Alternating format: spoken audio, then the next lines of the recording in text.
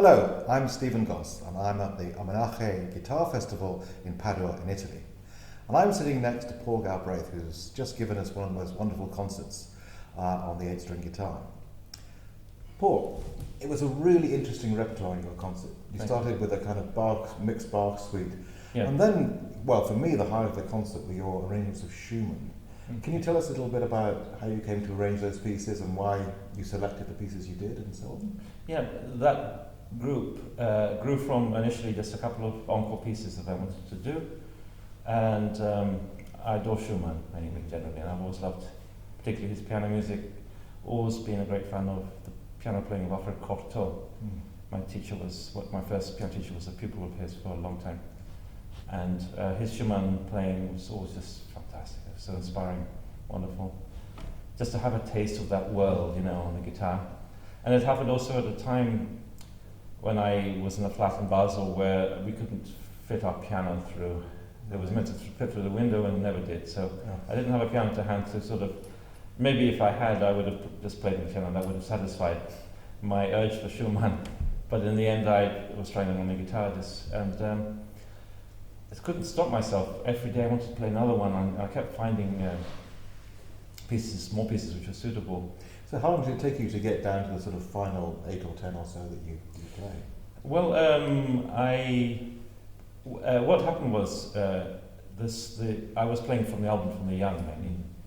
Of course, there's a second part of that book which is for adults. People forget that. After number 17, I think it changes. And so a lot of pieces from that part of the book.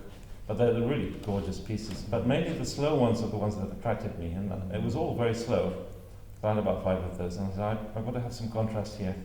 Should I bring in Mendelssohn or something and have some scherzo-like pieces? But then I began to discover other sets of Schumann. From later on, the album Blätter, and then Bunterblätter, the first one, and so the group. This is under lockdown, so I had lots of time, and I just was enjoying myself with all these Schumann pieces, and then eventually, this is actually could be nice to end with one of those really deep, profound Schumann pieces, and I found the evening song, which I've since discovered a lot of people know. You're nodding and you know it, and I didn't realise it was quite as well known as it is. I think 1 or 2 other pieces in the set too, people who had piano lessons at some stage or got to a reasonable level. Yes. So much of that, those Schumann miniatures are so perfect for sort of developing pianists. Absolutely.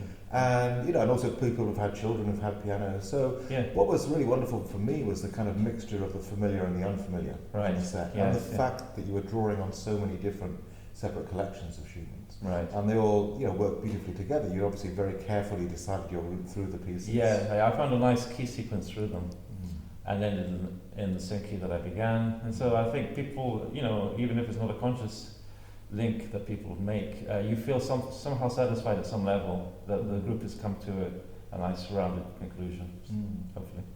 And you started with a Bach suite, but not a conventional Bach suite. No. I think you called it Partita in A or Suite in A or something like that, yes. And each movement almost did come from a different piece of Bach's, mostly keyboard music. Yeah.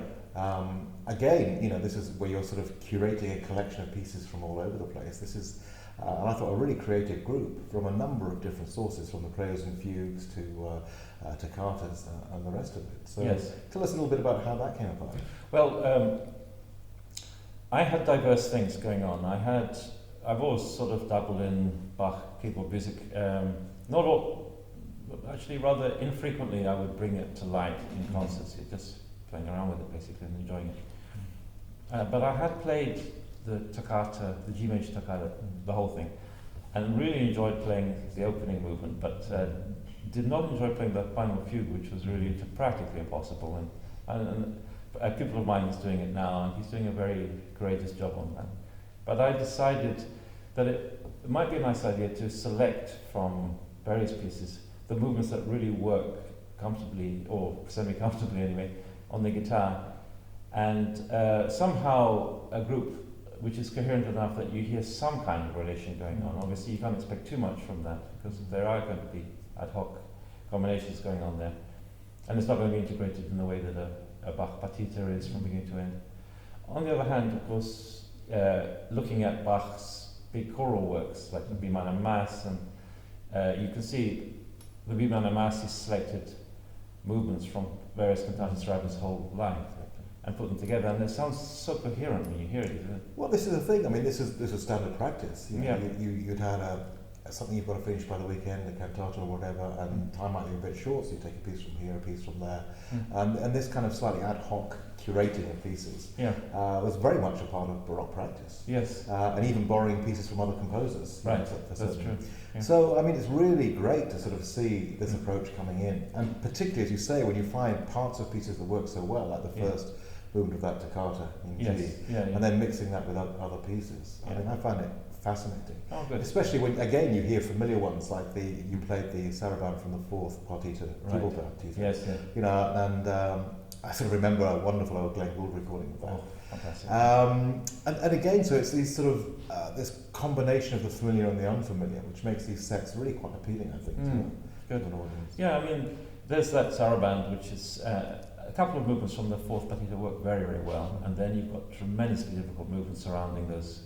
And again, I've seen guitarists battle through the whole thing, but those select movements, as well as, for example, the minuet from the fifth partita, the rest of the fifth partita I really find absolutely possible on the guitar. I wouldn't want really to try and squeeze it on the guitar when it's so wonderful on the keyboard anyway. But that particular minuet is a gift for the guitar. Is this one all in triplets? Yeah. I mean, it's written for the guitar, basically, that piece. Yeah. And it's got that just that texture going. There's even practically no bass line, just those triplets going up and down. And then it's surrounded by rather thickly textured movements. So it's a thing that Bach varied the texture of his Musrata suite quite a lot, actually. So yeah, I'm glad you enjoyed that. That's a bit of a risk. But of course, I mean, these are all your arrangements because, of course, you play an instrument that doesn't have that much original repertoire. That's right. 8-string Brahms guitar, which is basically your invention. Yeah.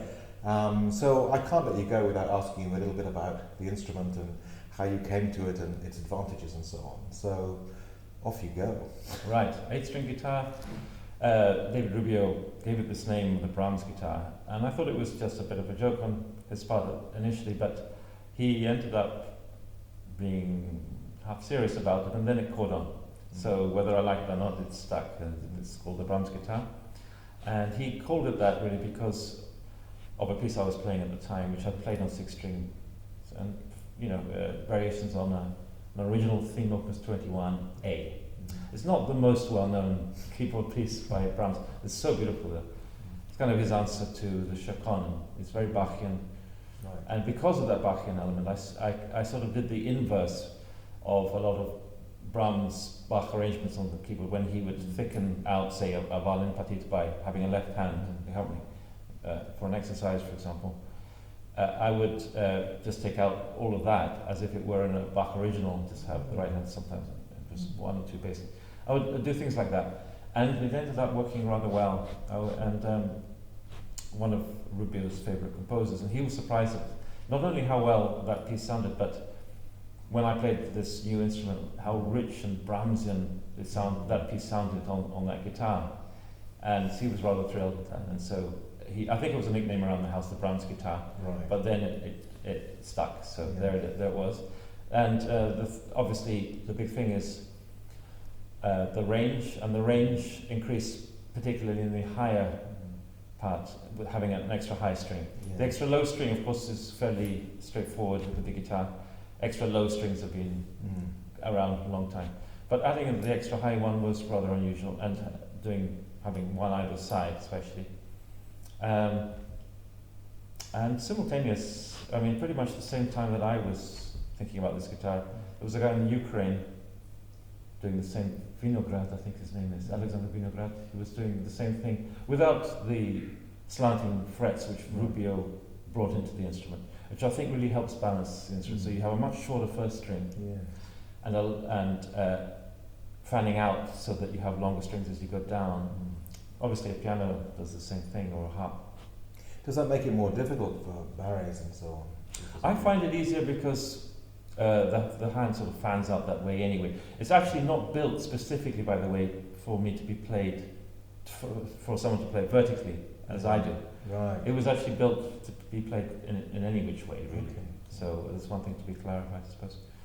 But it's really the balancing of those extremes, which was the big challenge of the instrument.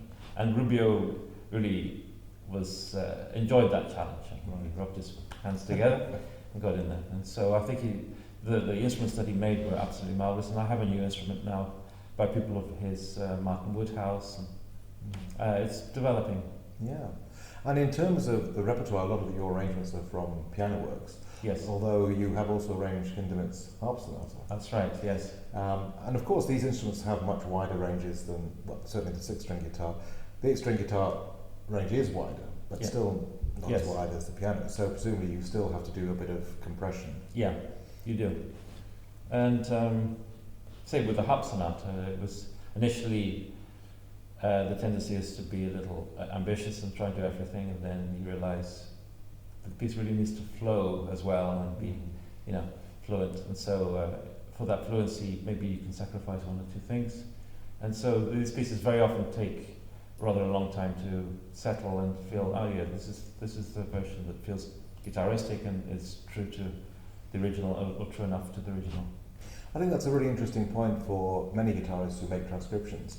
Something you've done, I think, throughout your career is this very careful stripping away of the unnecessary. Right. This taking a piece down to its essence. I remember your Debussy Ravel album with great fondness, and then of course listening to it and looking at the piano scores, you think, well, an awful lot's been taken out, but it's been transformed into something that is highly guitaristic and impressionistic, and has other qualities, particularly with things like campanella effects and sonorities and so on. Yeah, that's the thing. Fairly early on, I began to realise that transcriptions which are maybe very faithful to the original, but are rather weighed down by difficulties in shifting and too much going on, too chunky and all the rest of it, really lose the point of the matter at that stage. You really much rather hear the original in its fluent form. Even fluent, not necessarily the fast pieces either, just even an andante which needs to flow in the right way to be smooth running and unencumbered, basically. It's interesting you say you lived with your arrangements for a while. I mean, are we talking about a period of months or even years? Oh, years, yeah. I mean, for example, the Hindemith I first transcribed, I remember, I think it was 97. Right. Yeah. Okay. I first wrote it down then, and then it took me a couple of years to sit down with that written version, and then I've probably gone through about three or four different periods of playing it, and each period I've done a different thing, different tuning, that kind of thing, and each time I think, oh, this is a good version, and then I put it aside, and next time I look at it I say, oh no, change. So are your transcriptions ever finished? That's the problem with me, that they're always open-ended, and people ask me, no, can you publish something? You haven't published anything. I'm always very reluctant to do that, because I always know how changeable my arrangements are. That sometimes not even subtle things, but even the whole key conception changes. And always, for example, the Valses Poeticus that I played yesterday. This is the third key choice that I've done with that set. Right. Initially, I played them in the original key. And then I did them in E, and now I'm doing them beginning and ending anyway in D. They go through various keys. And you keep the pattern of key relations between them. I do pretty much, yeah. I make one or two alterations in the middle, but hopefully they're coherent ones. Marvellous. Well, it's been fascinating to talk to you about your arrangements and about your playing, and we certainly all really enjoyed the concert. It was really very special. A great pleasure talking to you. Thank you very much. Me too. Thank you.